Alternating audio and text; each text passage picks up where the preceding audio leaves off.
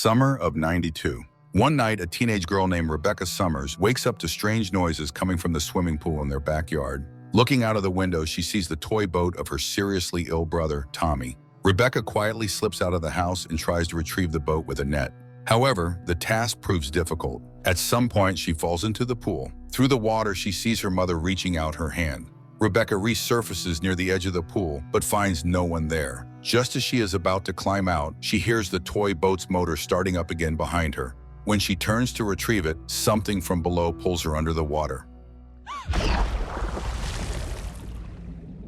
Present day, the Waller family. Ray, Eva, and their children, Izzy and Elliot, are looking for a new permanent home after Ray was forced to retire from his baseball career due to multiple sclerosis. A realtor shows them a house equipped for someone with disabilities, but Ray isn't ready to give up hope of returning to sports. While driving through town, Ray suddenly notices a house with a for sale sign. The realtor takes them inside. The home turns out to be cozy and comfortable. As the children explore the rooms, Eva mentions that she has found a teaching position at a nearby school. Meanwhile, Ray steps outside into the yard and pauses in front of a large swimming pool. He admits he's always wanted one. Eva walks away for a moment, and Ray suddenly spots a baseball floating in the water. Reaching out for it, he falls into the pool, which is covered with plastic sheeting. Ray becomes entangled and nearly sinks, reliving a vivid scene from his last game, where he delighted fans with a magnificent hit. Ray manages to resurface just as the children notice him, and Eva rushes over to help. Later, during a medical checkup, the doctor recommends Ray engage in low-impact sports, such as swimming. This becomes a decisive factor in purchasing the house with the pool. Additionally, Eva has long desired to settle in one place so the kids won't have to change schools again, allowing her to focus on family life. I want that too. I promise. The family moves into their new home. Eva settles into her new job, and their children begin attending the same school. On the first day, Izzy meets a boy named Ronnie, who invites her to join the swim team. After school, the whole family begins cleaning the pool. While the kids scrub the sides, Ray cleans out the drain and severely injures his hand. My Izzy is... Suddenly, black, foul-smelling sludge starts pouring out of the drain. A specialist called in for repairs marvels at their swimming pool. He explains that it's almost completely self-sustaining, filling from an underground well.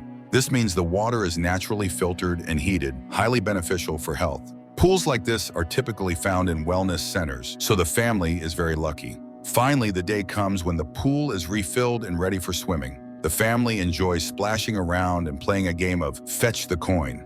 Ray starts swimming regularly as part of his therapy and is thrilled about his improving condition. He confides to Eva that perhaps his illness was meant to be. Had he remained healthy, he would have never willingly quit sports. Eva is happy to see his optimism.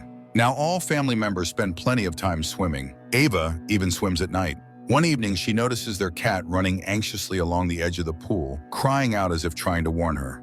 Eva brushes it off, attributing it to the cat's natural fear of water. However, as she dives underwater, she sees Ray standing by the poolside. When she surfaces, Ray is nowhere to be seen. Suddenly, the underwater lighting flickers, making her feel uneasy, and she quickly climbs out of the water. Eva checks on the children, finding them fast asleep. She then goes to Ray, who is watching another baseball match on TV, and denies having been outside. The couple goes to bed, unaware of a toy boat appearing in the pool, closely watched by their cat. The next morning, Elliot finds the cat's torn collar in the pool, but the animal itself is nowhere to be found.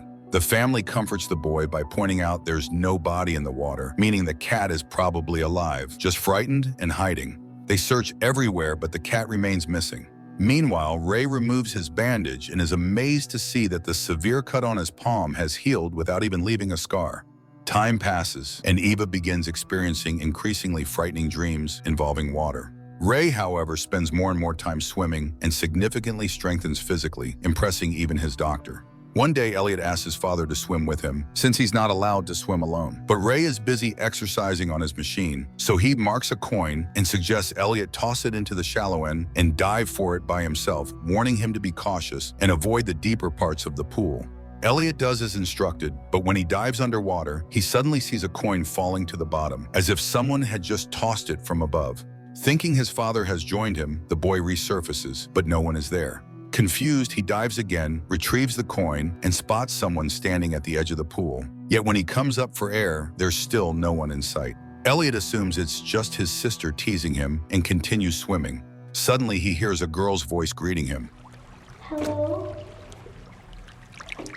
Elliot realizes the voice is coming from the drain. The girl introduces herself as Rebecca Summers and says she's looking for her mom. Elliot sees one of his toys, pulls it out, and immediately a dark hand grabs him.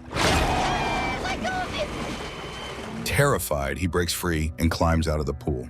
He immediately tells his mother what happened.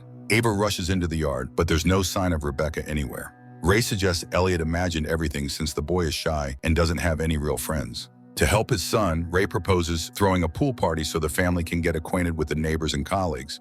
Later, Ray heads to the local baseball field where Elliot is scheduled to play in a game. But first, Ray conducts a master class for the older players. The coach asks Ray to take a swing, and he agrees, but collapses under the pressure.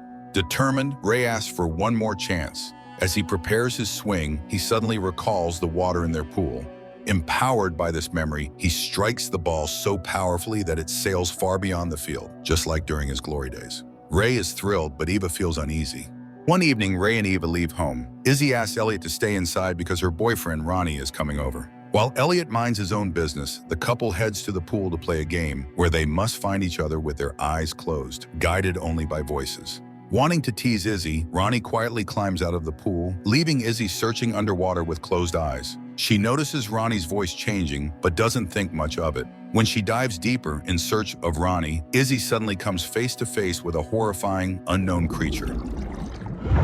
Desperate for air, she races to the surface. Finally emerging, she sees Ronnie casually swimming, laughing at her panic and suggesting she must have gotten her foot caught in the drain. Just then, Elliot warns them their parents have returned, prompting Izzy to quickly send Ronnie away.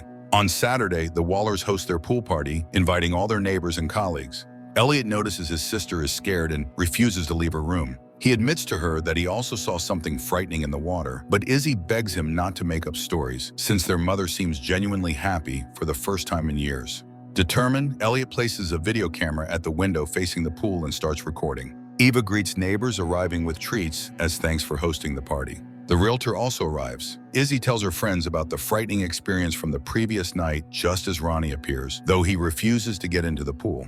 Meanwhile, in the kitchen, the women discuss the pros and cons of having a swimming pool.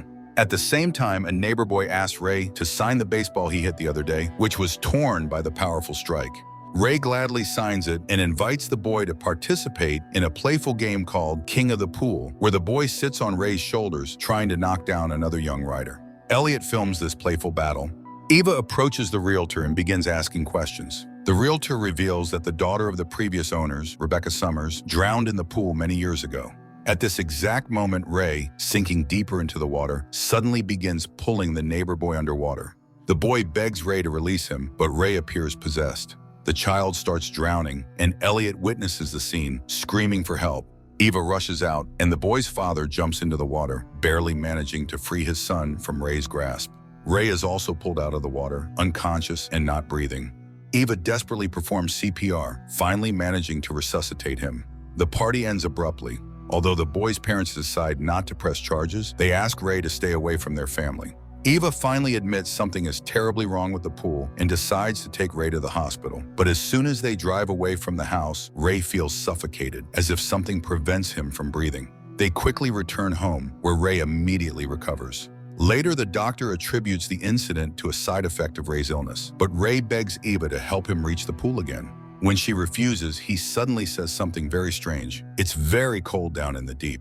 Eva goes into her daughter's room, where Elliot is also staying for the night, and promises them she'll do everything possible to keep them safe. She begins researching the house's history and discovers that, besides Rebecca, other people have also disappeared there. After finding the Summers family's address, she drives out and meets Rebecca's mother.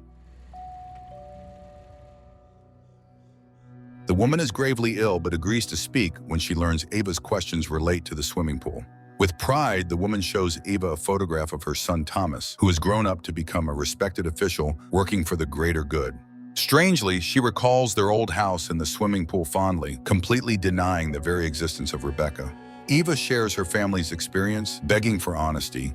The woman finally explains the pool's water comes from an ancient pagan healing spring guarded by a malevolent fairy-like creature. To access the healing, a sacrifice must be offered. She sacrificed Rebecca to heal Tommy. Horrified, Eva realizes Ray's healing means the entity will demand one of their children. When Eva asks how to stop this nightmare, the woman suddenly falls ill, black tears streaming down her face, calmly promising that soon the water will claim its due and another family needing help will move in. Eva returns home, finding Ray showering, fully aware now that something inhabits him. Meanwhile, Elliot notices the water in his glass behaving strangely, and suddenly he hears the cat meowing outside. Running into the yard, he calls out for the cat Come here, sire. and sees its shadow on an inflatable swan floating in the pool. Elliot carefully crawls along the diving board toward it, but suddenly an unknown creature grabs and pulls him underwater. Fortunately, Izzy and Eva see this happening. They rush to the pool and discover the pool cover's mechanism has been triggered, nearly sealing the pool entirely. Eva struggles to open part of it and instructs Izzy to find her father while she dives in after Elliot. Izzy runs into the kitchen, slips, and falls onto a broken glass, injuring her hand. Crying in pain, she searches for her father. Dad! Ray forbids her from calling for help, calmly explaining that everything will become better once Elliot is taken. Izzy realizes Ray is fully controlled by the entity in the pool and tries to confront him with a baseball bat, but Ray effortlessly pushes her aside.